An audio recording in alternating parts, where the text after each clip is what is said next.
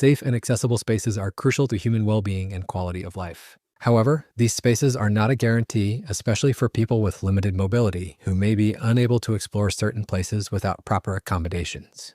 To scalably conduct accessibility scans, accessibility practitioners have attempted to codify key concerns into generalized checklists like the ADA building codes and home safety self-assessment tool.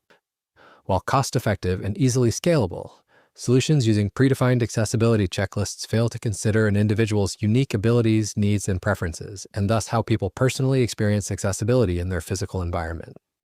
For instance, a wheelchair user who can manage a few steps using crutches might find a short-term rental with an elevated patio accessible, while the same place could be completely unsuitable for an electric wheelchair user. Similarly, someone who has an electric wheelchair may find that the very same cabinets that manual wheelchair users think are too high are the perfect height for them. Smooth tile flooring may be too slippery for people using walkers to quickly move through, while wheelchair users might actually prefer them, as the surface requires less effort to maneuver across. This mismatch can create a misleading perception of accessibility, potentially leading people with limited mobility into frustrating and dangerous situations, or imposing needless restrictions that further limit spatial opportunities. We present Accessibility Scout, an LLM-based personalized accessibility assessment system to semi-automatically identify accessibility concerns through collaborative annotations of images of built environments, which are readily available on online platforms such as Google Maps, Yelp, and Airbnb. The following describes an example user scenario. Anna is a wheelchair user with limited hand strength evaluating the accessibility of an Airbnb. Upon starting our system with a picture of the Airbnb's kitchen and her user model, Anna is greeted with a visualization of all detected concerns. She first double-checks her user model and makes sure it represents her properly.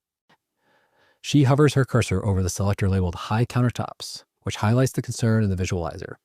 Upon clicking, the accessibility information text box shows that the countertop is inaccessible as it's too high to reach from a wheelchair. Anna agrees with this generated concern and provides further feedback that the counter doesn't have any clearance for her wheelchair. Anna continues and notices that something has been marked as fixed seating.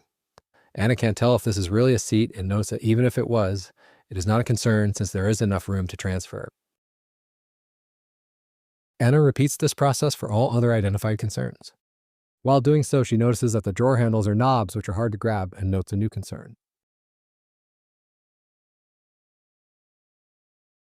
For each concern, Accessibility Scout predicts the tasks the user might do and what concerns might affect them before allowing the user to provide their feedback.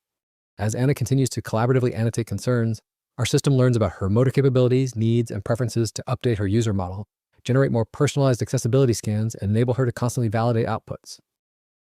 In our user study, 10 participants with varying levels of mobility used Accessibility Scout to evaluate different environments and create a personalized user model. Participant user models were used to generate accessibility scans for 500 different images of built environments and evaluate our system's performance and usability. We found that Accessibility Scout was able to meaningfully change its predictions across each participant, identifying new unique concerns and updating the wording of similar concerns compared to a generic user model, which led to moderate to significant improvements in the perceived usability of generated data. Participants found our overall system useful, sharing feedback like, "Yeah, I feel like it's helpful just because it does address real-life problems I may come across. And, it just gets me thinking about what if I was in that environment, what to look out for." It's like an advanced scouting report. It's very useful because it makes you think about it, and it makes you decide whether you want to pursue going to this place. Participants specifically appreciated the control that came with our collaborative approach to personalization. As P8 said, when we were able to add my input into it, that was amazing. That was absolutely amazing. And you could see the changes from that. I think that's amazing, and I think that's very important. We also found that participants believed that personalization made accessibility information more easy and streamlined. For instance, as P10 said, it would just make it easier if it was more personalized. It'd be less information to filter out. Finally, we noted mixed opinions on how accessibility information should reference a person's capabilities. While P5 said, "To me, generic and personalized descriptions look very similar, but the mentioning of a walker is just a red light to me or an alarm bell." P3 appreciated brevity, stating, "I don't need to read whole paragraphs about things. I just need to see it, and it kind of points concerns out." Accessibility Scout demonstrates a practical path forward for building rich, dynamic models of user needs and preferences in the physical world through human-AI interaction. Please refer to our paper for more details.